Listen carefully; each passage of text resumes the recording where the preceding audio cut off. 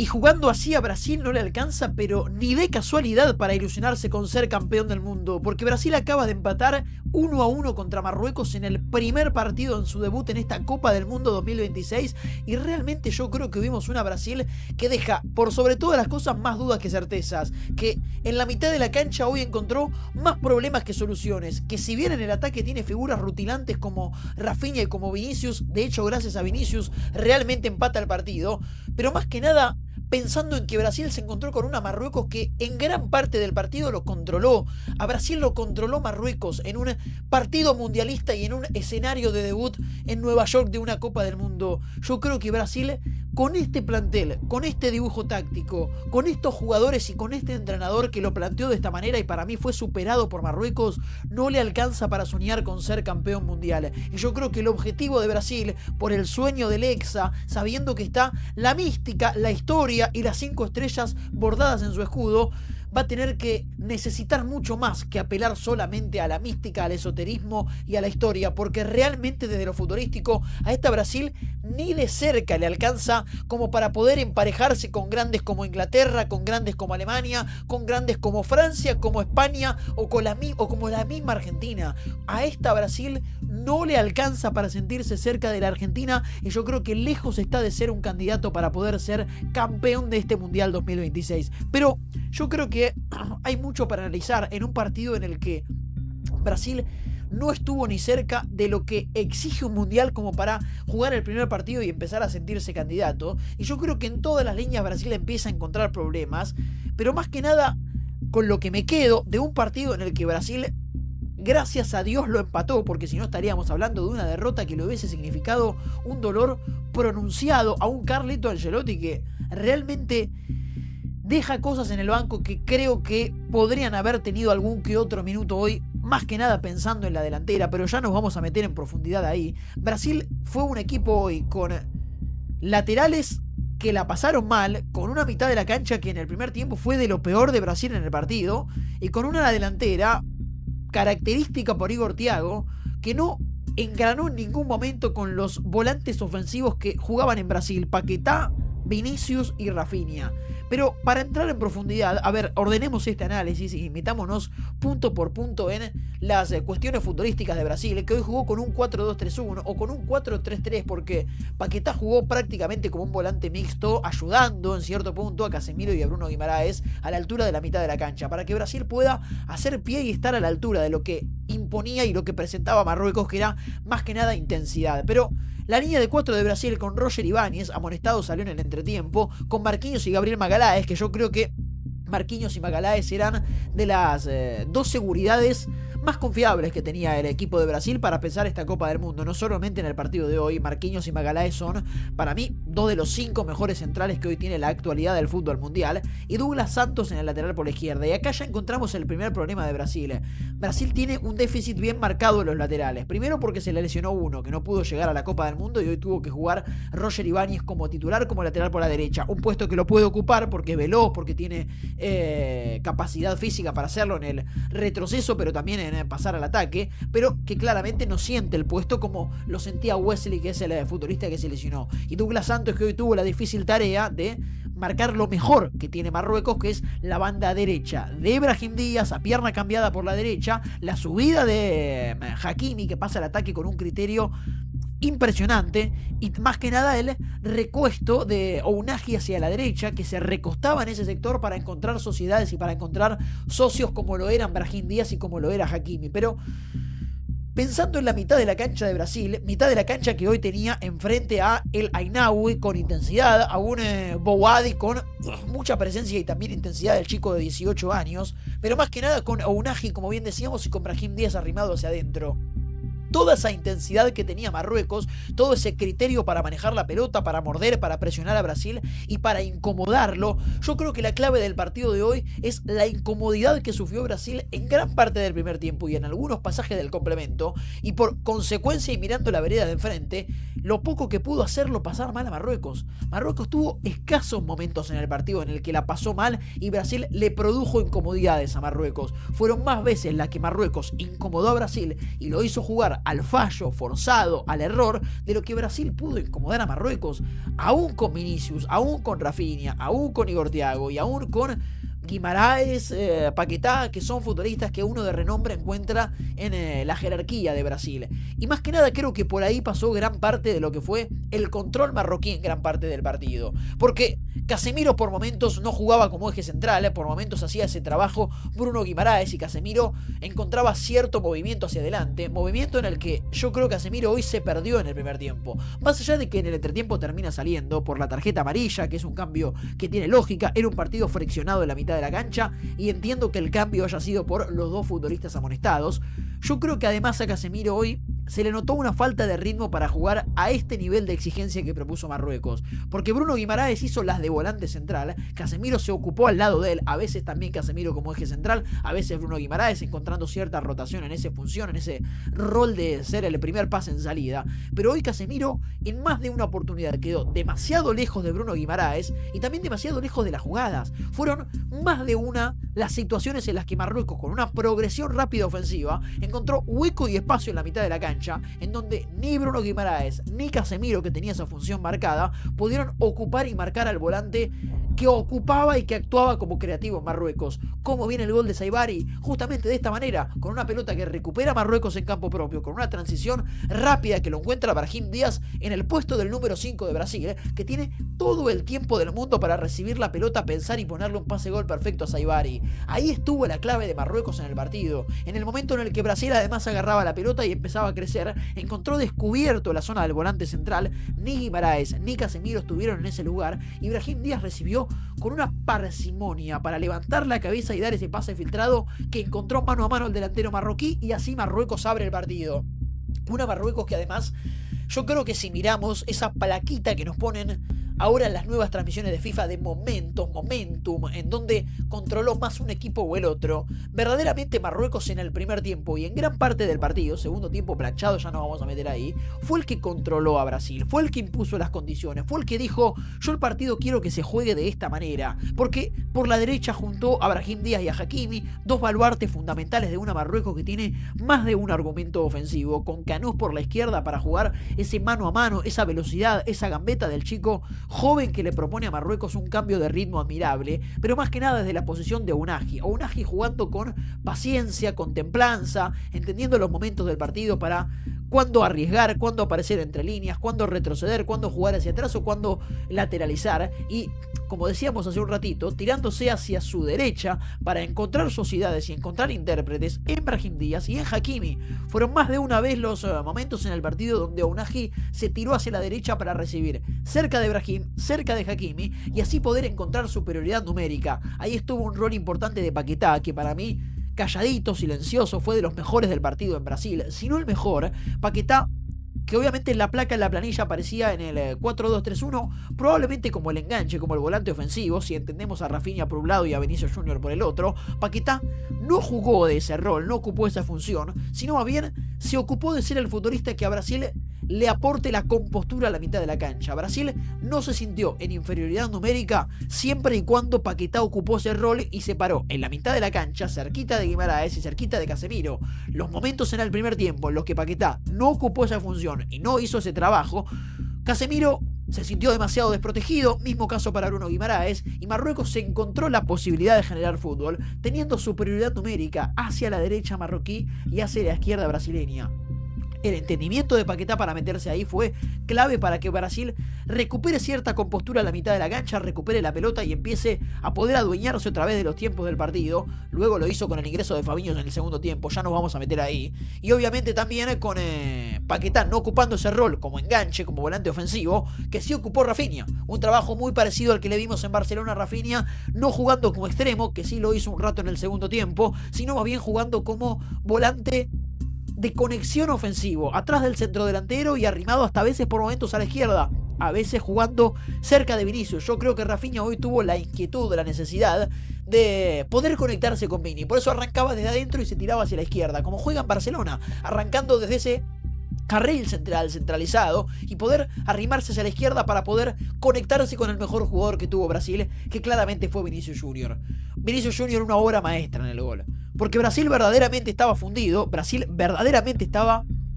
padeciendo y sufriendo lo que pasaba al partido. Además había llegado rápidamente el gol de Marruecos que abrió el marcador y era el mejor momento de Marruecos en el partido. Y hay jugadores que realmente no entienden de contexto y no entienden de momentos. Y Vinicius Junior es uno de ellos. Cuando vos tenés jugadores de impacto en una Copa del Mundo, vos te podés permitir, teniendo un muy mal partido contra una selección muy fuerte como Marruecos, llevarte un punto. Eso fue Brasil hoy, porque encontró a Vinicius Junior que con una acción individual, con una jugada perfecta, se sacó a un hombre de encima, apareciendo por la izquierda cuando no estaba Hakimi, y rematando potente con el empeine al segundo palo para hacer el empate del partido. En ese momento Brasil encontró que su gente se levantaba y que encontraba un líder futbolístico como Vinicius Junior. Para Brasil eso es Vinicius, el jugador donde puede descansar y donde puede encontrar soluciones rápidas en momentos en donde futbolísticamente y colectivamente no las tiene en lo absoluto, porque colectivamente Brasil hoy no fue un equipo que funcione, no fue un equipo que deslumbre, no fue un equipo que tenga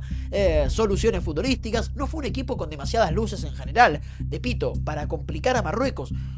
prácticamente en ningún momento del partido se sintió excesivamente incómodo por Brasil, y Brasil, sin tener demasiadas luces futbolísticas, tuvo un distinto del medio para adelante que realmente le hizo empezar a empatar el partido. La genialidad de Vinicius Junior marcó un antes y un después para Brasil, porque fue el mejor momento de Marruecos y ahí es cuando Brasil pudo de alguna manera empezar a planchar el partido. Pero después, pensando en lo que fueron los cambios, pensando en lo que fue el segundo tiempo, un segundo tiempo que se planchó bastante, pensando en lo que había sido el primer tiempo y analizando la intensidad que había propuesto Marruecos, se planchó porque no tuvo el ritmo que tuvo el primer tiempo, no tuvo las situaciones que tuvo el primer tiempo, y hasta, seamos honestos, no fue tan atractivo como sí había sido el primer tiempo. Yo creo que ahí Ancelotti entendió que en la mitad de la cancha debía algo cambiar, porque ni Casemiro ni Bruno Guimaraes estaban haciendo que Brasil recupere la pelota y esté por lo menos de manera ordenada en la mitad de la cancha. Ingresó Danilo por Ibáñez en la derecha e ingresó Fabinho para jugar en lugar de Casemiro. Y para mí Fabinho a Brasil lo ordenó, le acomodó las ideas, como se dice, se acomodó la estantería en Brasil, porque Fabinho se paró como volante central en la mitad de la cancha y ordenó a Bruno Guimaraes y a su compañero de eje central Paquetá. Empezó Fabinho a ocupar el rol del volante central, del pivote, del número 5, para permitirle a Paquetá y a Bruno Guimaraes que interpreten otras funciones, y Fabinho, con su posición, con su eje, con su paciencia y con su buena ubicación en el campo, hizo que Brasil se ordene un poco. Empezó a ganar pelotas, Brasil recuperó un poco más la tenencia, se paró algunos metros más adelante, empezó a hacer que Marruecos juegue un poco más replegado, pero claro, en el momento en el que Brasil en el segundo tiempo creció, porque Fabinho lo hizo crecer, porque posicionalmente Fabinho, sin tener el ritmo que requiere para mí jugar una Copa del Mundo, de alguna manera hizo que con paciencia, con efectividad en sus pases, porque Brasil en el primer tiempo no había sido efectivo en ese lugar en la mitad de la cancha, y además siendo ordenado y prolijo, ordenó justamente a Brasil, lo emprolijó, valga la redundancia, pero ni así Brasil pudo encontrar la incomodidad en Marruecos, ni así Brasil pudo generarle tantas situaciones de gol a Marruecos, y ni así Brasil pudo por momentos sentirse que era el que estaba controlando el partido. El segundo tiempo se planchó, pero Brasil no fue el dominador del complemento. De hecho, las pocas en las que aceleró Marruecos, tuvo más chances Marruecos de ganarlo en el segundo tiempo de lo que pudo Brasil con 25-30 minutos de jugar prácticamente siempre en campo marroquí. Yo creo que Brasil tiene más de una pregunta que hacerse. Lo dijimos en el partido de Marruecos, de México, y ni hablar en el partido de Paraguay. Brasil también tiene que hacerse preguntas pensando en la fecha 2 y en la fecha 3 de la Copa del Mundo. Yo creo que Brasil va a pasar de ronda porque tiene un rival muy menor como es Haití, y porque creo que Escocia también le puede ganar tranquilamente. Ahora, Brasil a la hora de jugar contra los grandes, Brasil a la hora de jugar contra los fuertes, y Brasil a la hora de medirse contra España, contra Francia, contra Inglaterra, pero particularmente contra la Argentina, Brasil hoy está un escalón por debajo de todos estos equipos a los que estoy mencionando. Más abajo que Francia, más abajo que España,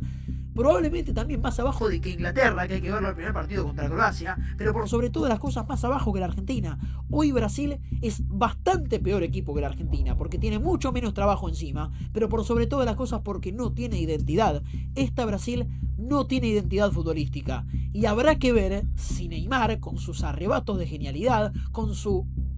displicencia que a veces hasta mismo lo caracteriza y que puede llegar a mejorar a Brasil, es el engranaje que a este Ancelotti le puede faltar para que su Brasil tenga un poco más de identidad, porque esta Brasil carece de identidad, y esta Brasil en una Copa del Mundo donde hay equipos que tienen identidad como la Argentina, como España, como Francia, realmente le va a costar estar a la altura de estos rivales. Y yo creo que Brasil, por el renombre de sus futbolistas, por la historia que tiene detrás, por las 5 estrellas bordadas arriba de su escudo, tranquilamente puede avanzar en la fase de grupos, tranquilamente puede avanzar en los 16avos y hasta tranquilamente puede avanzar en los octavos y meterse en los cuartos de final. Ahora, lo que yo creo que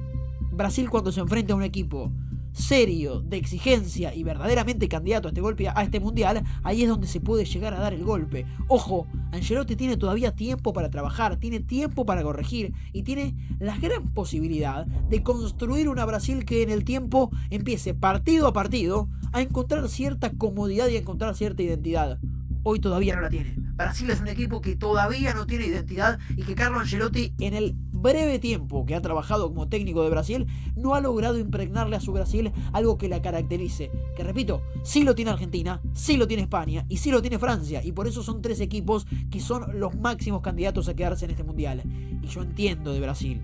Entiendo la historia que tiene, respeto su historia en mundiales, entiendo la mística del exacampeón y también entiendo la presencia de Neymar metiéndose por la ventana e ilusionando a todos los hinchas brasileños. Futbolísticamente no alcanza con el esoterismo, porque en Argentina, como argentinos se los digo, tuvimos esoterismo por doquier en Qatar 2022, pero había un detalle que esta Brasil no tiene. Argentina jugaba muy bien al fútbol y tenía una identidad bien marcada. Esta Brasil no la tiene y además da la sensación de que está lejos de tenerla. Algún arrebato de Vinicius, algún intento de Rafinha, hasta acá un deficiente Igor Thiago, un Mateus Cunha que se combinó un poquito mejor con Vinicius y con Rafinha, pero que lejos está de ser la solución que necesita Brasil. Quizás pueda ser Endrick, ese jugador que a Brasil le apague alguna que otra llamarada pensando en el arco rival y que de alguna manera encuentre la jerarquía que necesita Brasil en el puesto del número 9. Igor Thiago no lo fue, Mateus Cunha ingresó bien, pero tampoco aportó el gol y las llegadas que necesita Brasil o que necesitó Brasil para ganar el partido. Quizás Endrick pueda ser la solución, pero por sobre todas las cosas creo que si hablamos de impacto y hablamos de identidad, el único que a Brasil le puede cambiar esta ecuación es Neymar. No desde lo futurístico, no desde lo físico, sino desde lo emocional, desde lo identitario. Neymar es el único jugador que a esta Brasil de Carlo Ancelotti puede cambiarle la ecuación. Y hablemos un poco de Marruecos antes de cerrar este análisis, que ya vamos 17 minutos y medio de video y quiero hablar un poco de una Marruecos que yo creo, y no quiero exagerar, hay que cuidar las palabras porque esto es un mundial que recién arranca, viene haciendo un trabajo bueno desde Qatar 2022, llegando a estar en las semifinales y logrando el 4.º puesto, perdiendo con Croacia el partido de desempate. Luego fue campeón de la Copa Africana de Naciones por escritorio, contando una historia muy particular sobre aquel partido contra Senegal, que Senegal lo ganó en la cancha y luego le arrebataron el trofeo, pero también ganando la Copa Mundial de la FIFA Sub-20, ganando el Mundial Sub-20 en Chile el año pasado y siendo una de las selecciones que más ha crecido en los últimos años. Y no es casualidad que hoy Marruecos haya tenido un 11 enteramente nacido en el extranjero, que no nació en Marruecos en un momento puntual en la cancha en el segundo tiempo, y marca de un crecimiento de un seleccionado ayudado por el contexto europeo, porque muchos jugadores habían nacido en Europa y se han criado también en el fútbol europeo como futbolistas profesionales. Marruecos es un candidato a poder dar una sorpresa, porque Marruecos tiene intensidad, porque Marruecos tiene disciplina, porque Marruecos tiene arrebatos tácticos interesantes y porque Marruecos tiene amor propio. Yo creo que Marruecos es un seleccionado que, además de tener muy buenos jugadores, Brahim Díaz, Hakimi, El Kanous o Unagi, por ejemplo, Saibari, que hoy jugó como centrodelantero y creo que lo hizo muy bien. Algunas alternativas en el banco de los suplentes también. Hoy Amrabat ni siquiera ingresó a jugar ni un solo minuto, que había sido de lo mejor de Marruecos en el Mundial que de Qatar 2022, de temporadas irregulares hasta llegar acá, de hecho no siendo titular en Betis, que lo seguimos de cerca en la Liga de España. La realidad es que creo que esta Marruecos, con los nombres que tiene y con las ganas con las que hoy jugó contra Brasil, tranquilamente puede ganar este grupo y tranquilamente puede ser una de las grandes sorpresas de esta Copa Mundial de la FIFA. Más de uno lo habrá dado como un candidato a revelación, más de uno lo habrá dado como un candidato hasta meterse en las semifinales del Mundial otra vez, con todo lo que eso implica, no solamente para el fútbol marroquí, sino para el fútbol africano en general. Y Marruecos, con esta disposición táctica, con esta intensidad, con este trabajo, con estas gambetas, con estos jugadores que le generan soluciones y con estos arrebatos que tiene Marruecos de genialidades que pueden tranquilamente sorprender a cualquiera de los grandes, Marruecos tiene con qué ilusionarse para poder llegar lejos otra vez en un mundial. Creo que le falta un poco de jerarquía del medio para adelante. No sé si jerarquía es la palabra, sino convicción a la hora de definir. Marruecos hoy tuvo más de una situación en la que podía haber cambiado por gol y quizás por algún error en la toma de decisiones del Canús, de Unagi hasta del propio Brahim, no pudo capitalizar y hacerle el segundo gol del partido a Brasil, que hubiese significado que Marruecos le gane a Brasil en el debut de su grupo, del grupo C del Mundial. Marruecos tiene con qué ilusionarse. Marruecos puede ser un equipo competitivo y Marruecos tranquilamente puede dar un golpe de realidad del fútbol africano por sobre el fútbol sudamericano y europeo. Hoy por momentos lo dio, porque si bien el partido estuvo empatado y si bien con muy poquito a Brasil le alcanzó para no perder en su debut de Mundial, yo creo personalmente que con lo que hay que quedarnos es con una Marruecos que incomodó mucho a Brasil y con una Brasil que muy poquito pudo incomodar a Marruecos y que en gran parte de los 90, 100 minutos, porque se adicionaron 10 que jugamos en el partido, Marruecos fue mejor equipo que Brasil y demostró tener mucha más identidad que el equipo de Carlo Ancelotti. Yo creo que ahí está la clave. Muchas gracias por ver y por acompañar. Esto fue el análisis, el resumen, la lectura, la reacción del empate entre Brasil y Marruecos. Muchas gracias y nos reencontramos en el día de mañana, porque va a jugar Ecuador o porque es otra presentación sudamericana y saben que aquí estamos para seguir el Mundial de los equipos sudamericanos. Muchas gracias y nos vemos mañana cuando juegue la Tri, después del partido de Alemania y jugando un partido bravísimo y fundamental contra Costa de Marfil. Muchas gracias y nos reencontramos mañana con más análisis mundialista de esta Copa del Mundo 2026.